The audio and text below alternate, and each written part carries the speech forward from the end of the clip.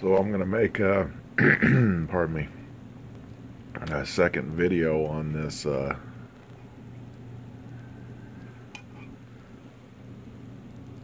radio. Never can remember the model of this damn thing. 6S256 Zenith. But as you can see, if you've seen the first video, I've cleaned it up pretty good.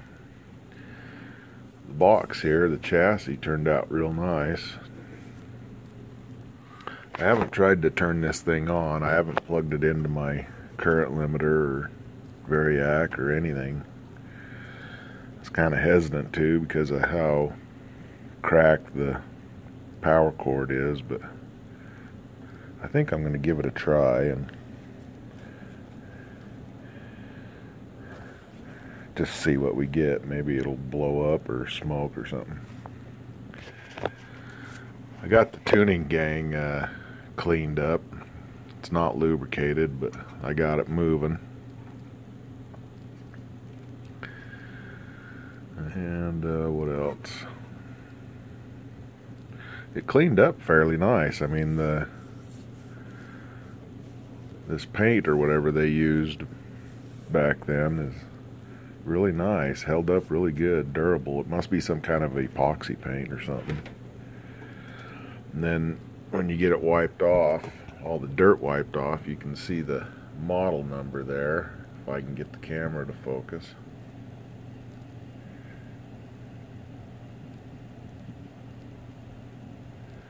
That's kind of cool.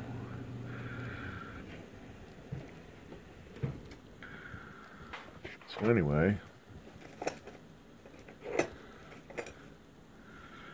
here's a cover for one of the tubes.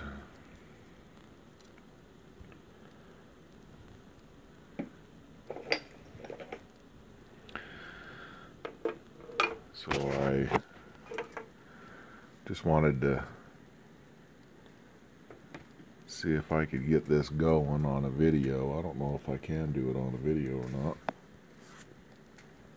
But how I got this cleaned up was I just took a damp cloth, and I mean damp, not wet in any shape or form. And I just scrubbed on it, used a screwdriver to get in the tight places and with the rag, and just cleaned it up. And it cleaned up pretty nice.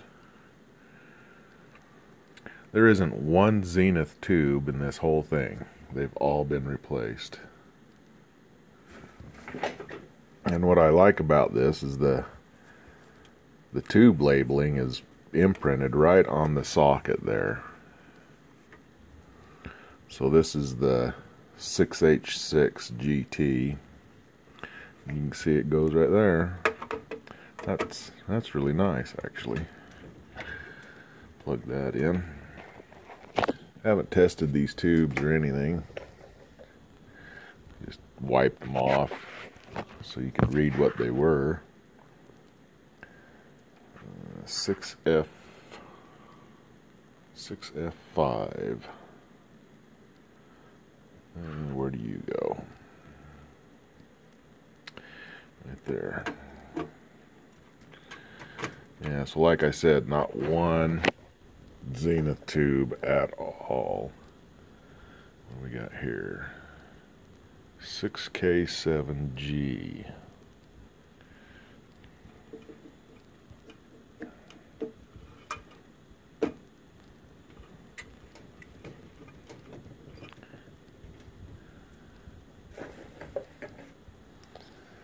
And most of these are Sylvanias.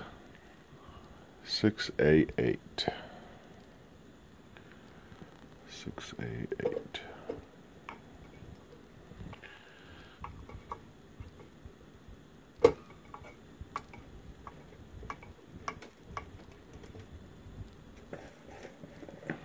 I won't bother putting the tube things back on, but here's a Philco 5Y4 for the rectifier. What else we got? I should have one more.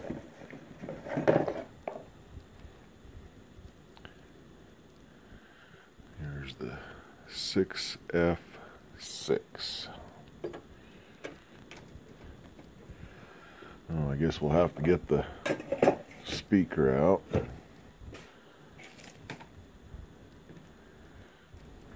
Plug it in. Make sure it's got a load.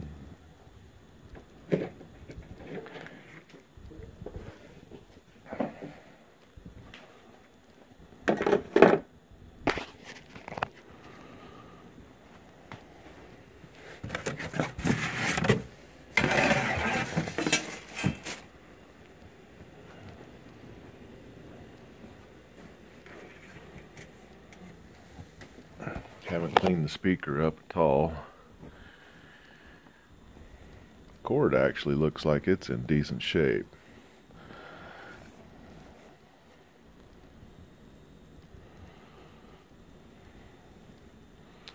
So let's see if we can manage this. Maybe I ought to turn this to its side so I can get to the power button. Make it a little easier on the speaker cord here.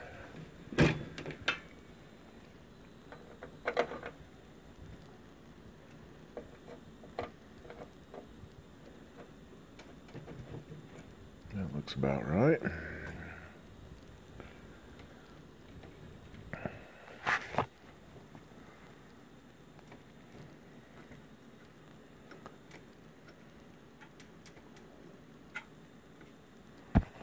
Let's see, I need to tip this up on the side for a sec.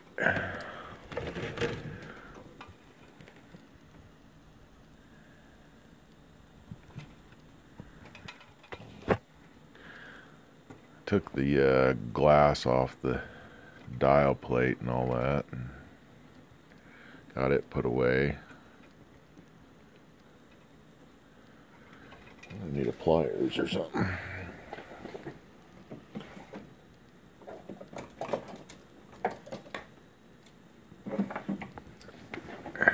Let's see if we can rotate this a little bit. The insert came off with the knob, and I want to get that off of there. If I can. Kind of hard to do stuff with one hand.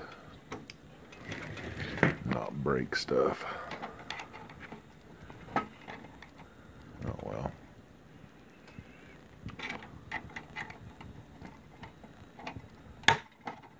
There we go. That looks good. Run that back and forth a couple times. No deoxit in there yet. Put that in a little box. I want to save that.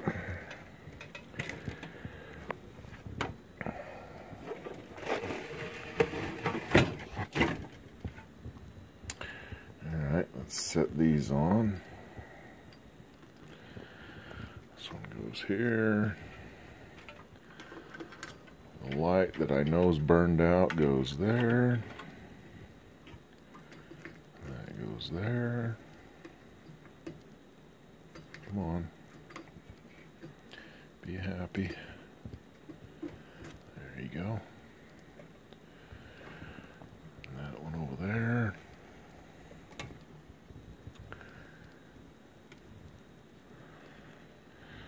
Alright. Definitely not going to be able to tune in anything because I haven't put the belt on for the dial indicator and the tuning. So we're just going to, basically, I'm just going to turn it on and see if it smokes like a big dog or what the heck it does. See if we got a short. Anything like that. Turn all this crud on. Alright, power cord, where are you? It did clean up nice. I mean, it looks pretty good. It's got more cleaning to do. Boy, that is hating it. I don't know if that's even going to work. That is really, really hating it. that power plug. But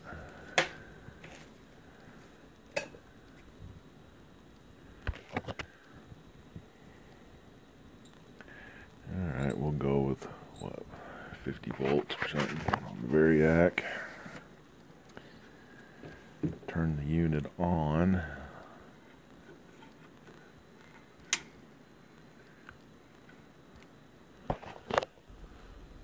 Oh, in the bulbs up there, I can just barely see anything on the filaments. I know you can't see it in the camera, there's just no way. Give it a little more juice here.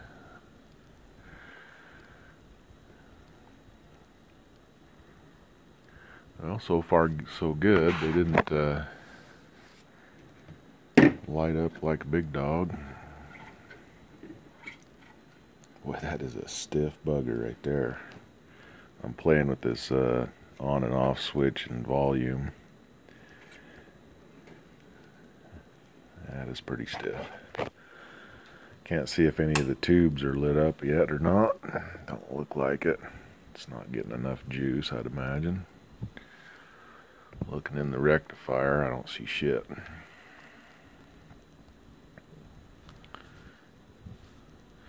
Let's go up to 110 volts. They look really bright in the camera, the bulbs, but they're not actually. So that's a good sign. You can see the filaments are lit, but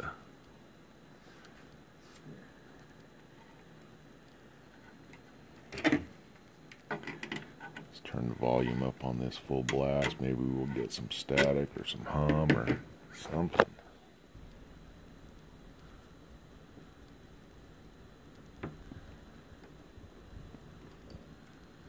And don't look like we're getting anything.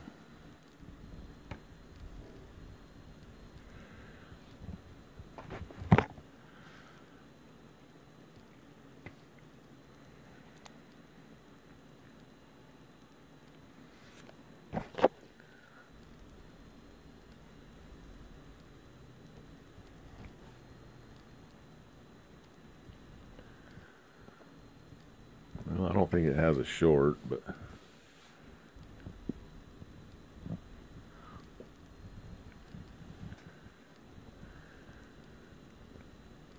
alright. Well, let's take her back down. We'll just plug her into the Variac and put a little juice to her.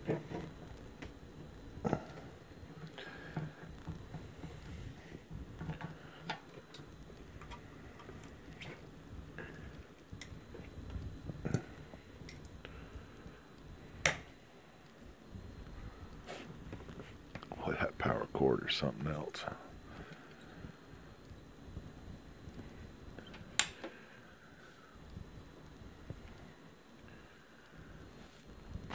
I'd like to hear some static or something. I haven't tested out the speaker yet either. I probably should have got a little 9-volt battery out and tested it out.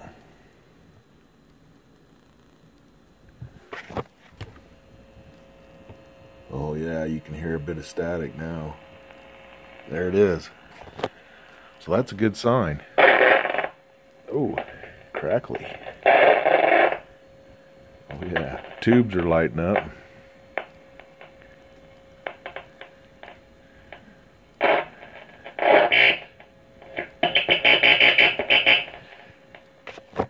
Look at that. Okay, well I think we're good at that point there. At least we got some static. The speaker works. Looks like all the tubes lit up.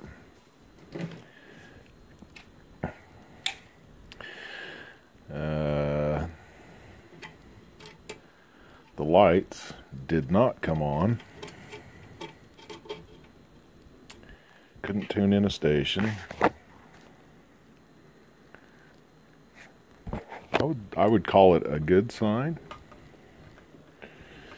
that we even got that.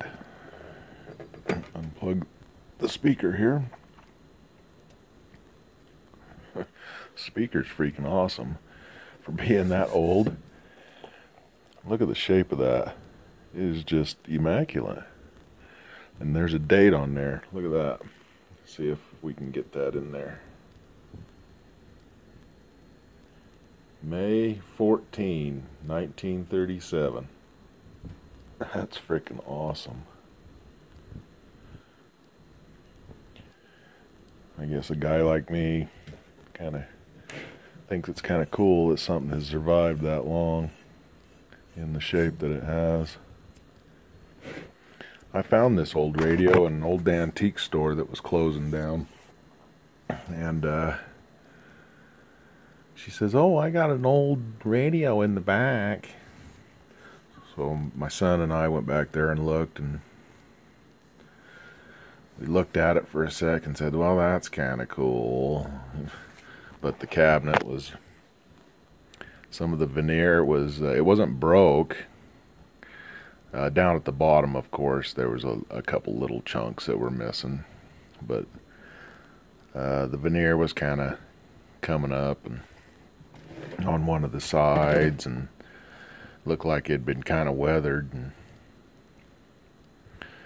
so anyway, I looked at the lady and I said, $20. She said, "Sold." So I had flipped her at 20 and we hauled it out. Then I just brought it home. We started looking at it, tore it apart, decided, hey, I think we can get this thing back together. So that's where we're at now. I've been sanding on the cabinet. Well, I've been gluing the cabinet for about a week, and I sanded on it yesterday a whole bunch, and it's starting to look really good. We got the cabinet solid. We wood glued the veneer back down. It's looking pretty nice. I guess I could take you up into my kitchen and dining room and show you the cabinet. Make our way up here. I guess you get a tour of the house also.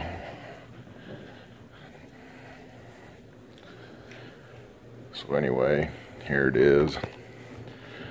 And I'm by no means done with sanding on this thing.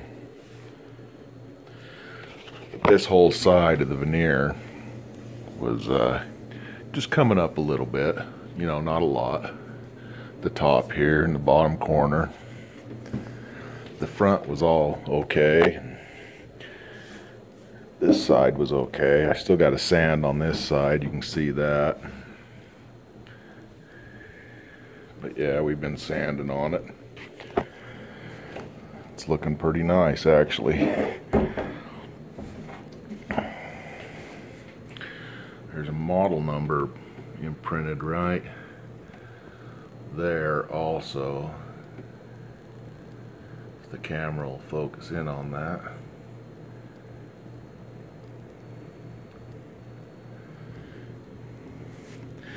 They painted the inside of the cabinet with like a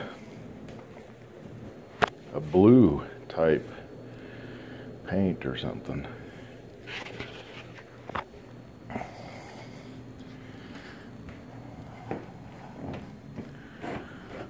Back down we go.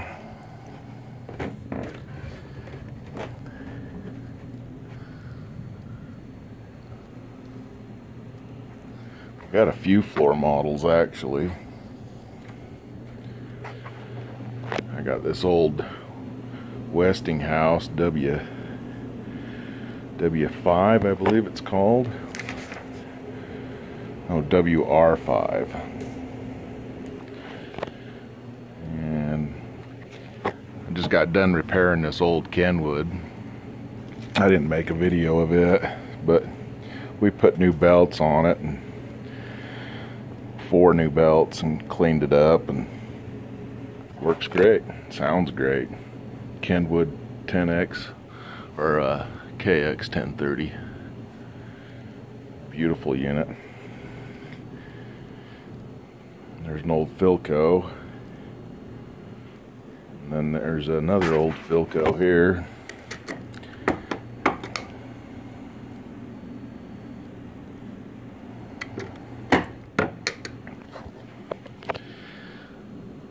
Down in the storage unit, I got another old Philco and an old RCA TV. I got them from the same store I got this Zenith from. And the lady just, she gave me the old RCA TV. I told her I wanted the tubes out of it. She said, well, to get the tubes, you gotta take the whole TV. So I did. But anyway, I think I'll wrap this up here. And so this will be video number 2. And we'll go from here. Thanks for watching if you watched. Bye.